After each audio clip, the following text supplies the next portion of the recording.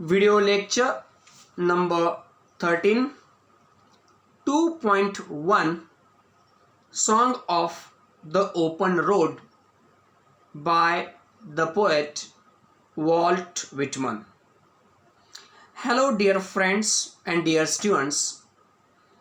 In my last video lecture, I discussed the poem Song of the Open Road by the poet Walt Whitman in detail, line by line. Today too, I will continue with the same poem and I will discuss the margin activities and the figures of speech in the poem Song of the Open Road by Walt Whitman. First, I will discuss the margin activities.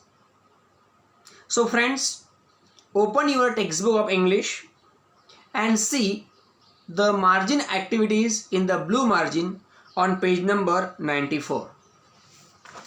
There is only one margin activity in this poem, and that is guess the meaning, and the word is afoot. Here the word afoot means being prepared or in preparation or on the way or progressing. So thus we have finished all the margin activities here, or the single margin activity that is there in this poem. Now let's turn towards the figures of speech and discuss them. Now see the first line. You can see the lines in your textbook on page number 94 and 95 as well, or you can also see these lines in front of you on the screen. Actually, it will be better if you read them on the screen because everything is explained here in the form of a table. Now see the first line. Afoot and light-hearted, I take to the open road. See the first line. Once again I repeat the line. Afoot and light-hearted, I take to the open road. The figure of speech in this line is inversion. How inversion is here? Here the words are not in the correct prose order. The correct prose order of the sentence is I take to the open road afoot and light-hearted. Now see the next line. The next line is healthy, free, the world before me. Now here also inversion is there, or in this line also the figure of speech is inversion. Now how to write the answer? First write the name of the figure of speech, inversion, then underline dash, and then write the explanation. Now I explain it. Inversion. Here the words are not in the correct prose order. The correct prose order of the sentence is the world before me is healthy and free. Now this corrected sentence or the correct prose order is to be written in the single inverted comma. Now the next line from the poem is the long brown path before me leading wherever I choose. Now here the figure of speech is alliteration. How alliteration is here? Alliteration is there because the sound of B is repeated pleasingly. Now friends, keep in mind one thing. In alliteration, the consonant sound in the beginning of the word is repeated pleasingly, and not the alphabets or the letters. In alliteration, alphabets or letters are not repeated. The sounds, particularly the consonant sounds, represented by those alphabets or indicated by those alphabets or letters in the beginning of the words are repeated. So here alliteration is there. Once again I read the line. The long brown path before me, leading wherever I choose. In this line, the figure of speech is alliteration. Here the sound of B means B sound. Here the sound of B is repeated pleasingly. Now see the next line.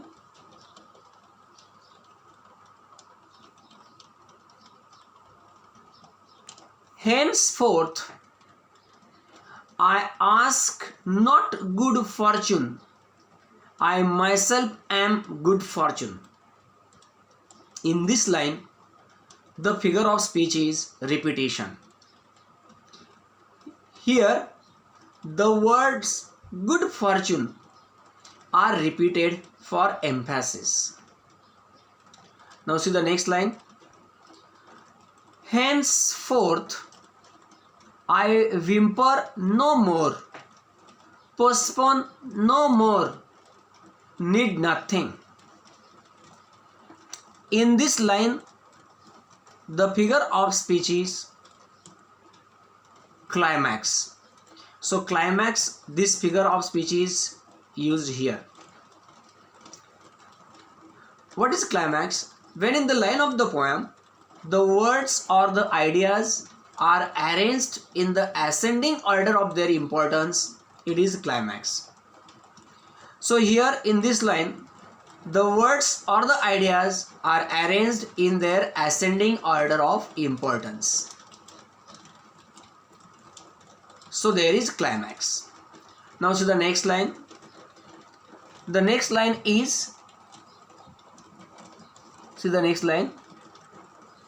Done with indoor complaints, libraries, querulous criticisms. In this line, there are 4 figures of speech. We will discuss them one by one. Number 1, tautology. What is tautology? When in the line of the poem, 2 different words express the same meaning, then there is tautology.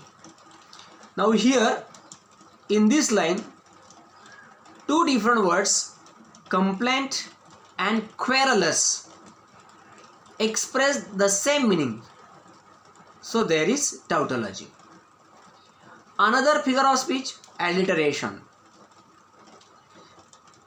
In this line, the sound k is repeated pleasingly. See the words complaints, querulous, criticisms. So here the sound k is repeated pleasingly. So how to write? Alliteration underline dash. Here the sound, then write k into single inverted comma, is repeated. Another figure of speech is in the same line. Line is the same. Done with indoor complaints, libraries, querulous criticisms. In this line, another figure of speech is, third figure of speech is climax. Here, ideas are arranged in the ascending order of their importance. And the fourth figure of speech in this line is transferred epithet. How transferred epithet is used here? Now see, transfer means moving from one place to another, and epithet means adjective. So what is transferred epithet in simple words? When in the line of the poem, an adjective means epithet is transferred from the noun or the word for which it is mainly used to another word, then there is transferred epithet. Means in transferred epithet, adjective or the epithet is transferred from the noun or the pronoun or the word for which it is or it should be mainly used. Instead it is used for other word or noun, then it is transferred epithet. For example, in this line, the adjective or the epithet querulous is to be mainly used for an irritated person constantly criticizing. But instead of using for that person, it is used for criticisms. So adjective querulous is transferred from an irritated person who constantly criticizes to criticism or criticisms. So now how to write its answer? Transferred epithet, underline dash. Here the adjective or the epithet querulous is transferred from an irritated person constantly criticizing to criticisms. Now an irritated person constantly criticizing is to be into singulated comma, criticisms into be another singulated comma. So these four figures of speech are there in this line. Now let's go for the next line. The next line is strong and content, I travel the open road. Now the figure of speech in this line is inversion. Here the words are not in the correct prose order. The correct prose order of the sentence is I travel the open road strong and content. This part of this answer, I travel the open road strong and content, is to be into single inverted comma. Now to the next line. I do not want the constellations any nearer. In this line also there is inversion. So inversion, here the words are not in the correct prose order. The correct prose order of the sentence is dash and then write into single inverted comma, I don't want any nearer constellations. Now see the next line. I know they are very well where they are. In this line the figure of speech is repetition, because here the words they are is or the words they are repeated for emphasis. Now see the next line. Still I carry my old delicious burdens. Now the figure of speech used in this line is paradox, or you may also say paradox. This figure of speech is there in this line. Now what is paradox? When in the line of the poem two contrasting or opposite or contradictory ideas or words that make it seem absurd or which appear to be absurd or unlikely but may be true in reality, it is paradox. So here see the adjective delicious. Delicious means sweet or pleasant. Here in this line the adjective delicious describes the word burdens, and delicious means sweet or something pleasant, and burdens means unpleasant things. So here burdens are described as delicious.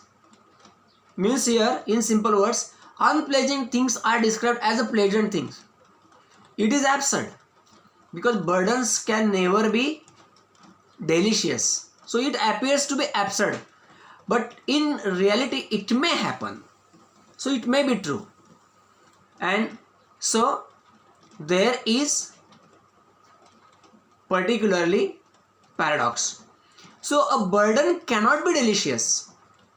The poet has used this combination of words to express that he has many sweet memories of the people and places which he would like to remember forever.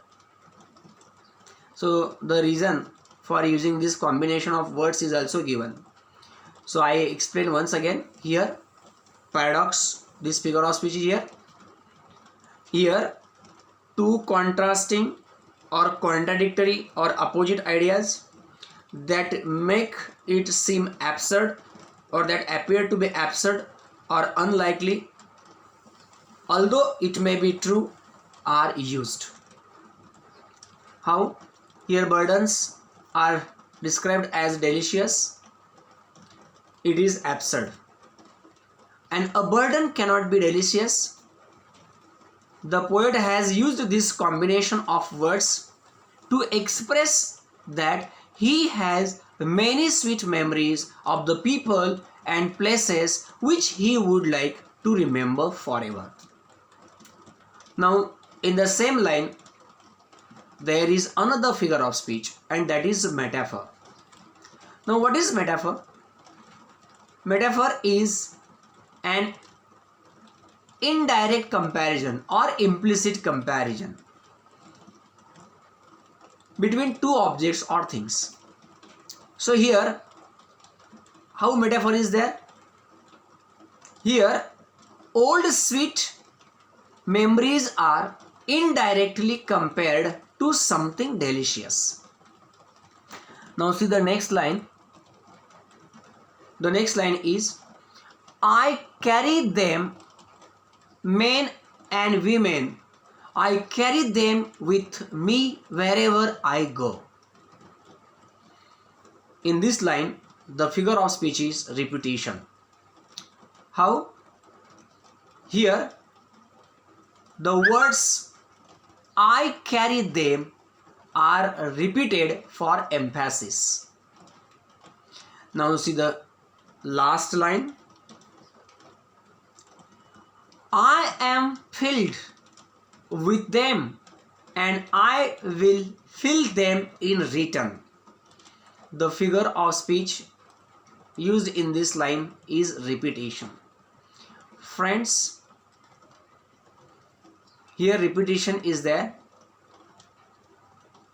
Here the word fill is repeated for emphasis. So dear friends, thus we have discussed all the figures of speech in this poem. We should stop here.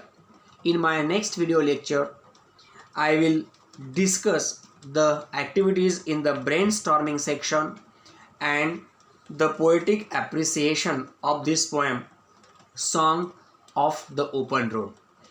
Thank you so much. Have a nice day.